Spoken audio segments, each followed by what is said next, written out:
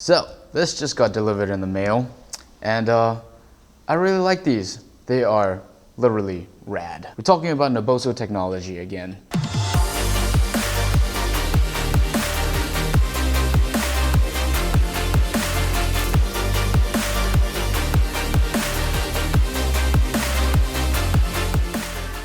Now when we look at this, it literally just looks like another massage ball. A lacrosse ball, tennis ball, all of that stuff will do. That's usually what I tell my clients to use when we're releasing tight muscles and all of that stuff. But this one, it's got a little secret in it. Now it takes a little bit of effort to peel it open, but when you open it, look at this. There's a tiny little ball inside as well. Now when I'm looking at a product, I always want to look at the purpose, the pros, the cons, and overall who will benefit from it and why. Now if you haven't heard of Naboso technology, it's founded by Dr. Emily Splichal. My other video about it is in the link above and all the descriptions below. Now the technology is in these small little spiky dots, and what that does is simply increase stimulus from the foot or the hands or whatever surface that it is touching.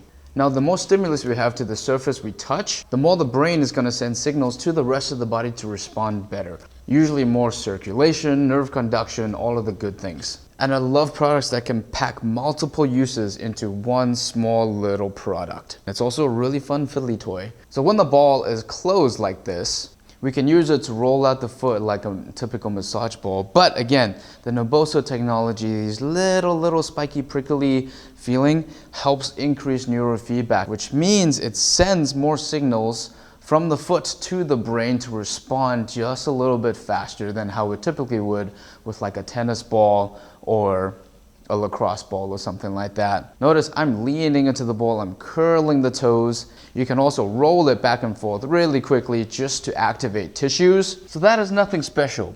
But when you open this and you get this little trinket in there and these two halves, now you can work on both feet at the same time, and you can release the tissues, you can release the toes, you can go to all different parts of that foot, and it's not going to slip or roll around. It just anchors into the ground, which just gives you slightly more stability. What you can also do is pin it and also like shift. So notice the bottom stays down, and when you shear tissues like this, you're fascially gliding them a little bit more, so it helps open up the muscles just a little bit faster and increase even more stimulus.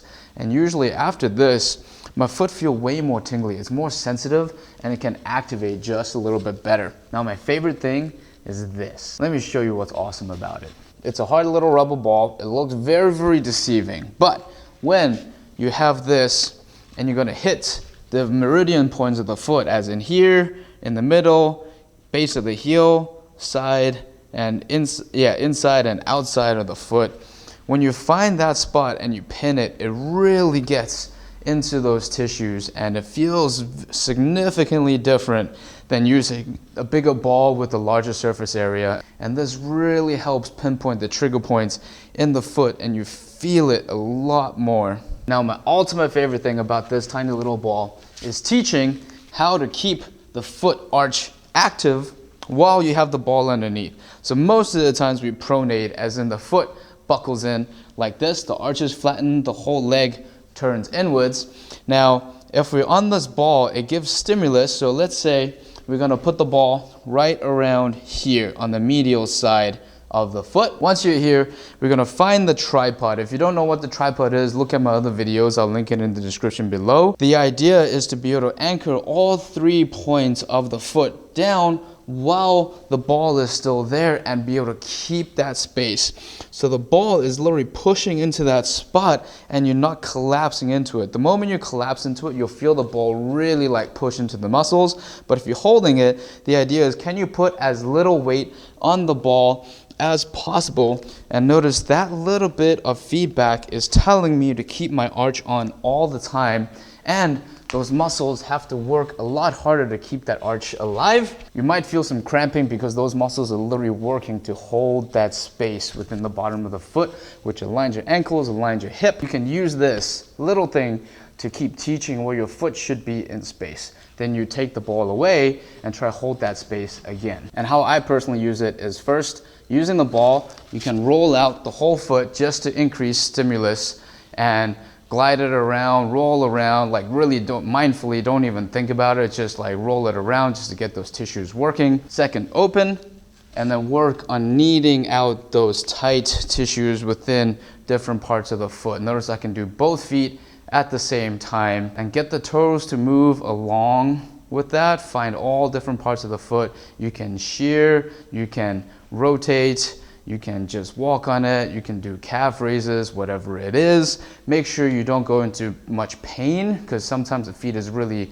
sensitive. I've built the tolerance for it quite a lot. You can also use it with the hands and also put pressure to increase mobility and stability within the wrist, send feedback to all the different parts of your hands to the brain as well. Then we can use this to really push into those nitty-gritty, most stubborn parts of that foot. Get into the base of that heel if you have like plantar fasciitis and things like that, but never force it. You never want to go into pain with this. You just want to feel tension and can you relieve it a little bit at a time. Then after that, I like to use this to train the arches of the foot to stay active while the little ball is underneath giving feedback, and work on the most pronated foot first and teach that arch to stay active while the ball is on there, and then take the ball away, hold that space in the arch and see like, can you keep that space open instead of letting it collapse inwards the entire time? That is what I like about these balls. And it's pretty robust. Like I've been using this for quite a few weeks and it hasn't changed at all in the texture and quality and stuff. So I really like it. The only thing is opening this is definitely tough. You really have to like get your fingers and nails in there to like open the ball.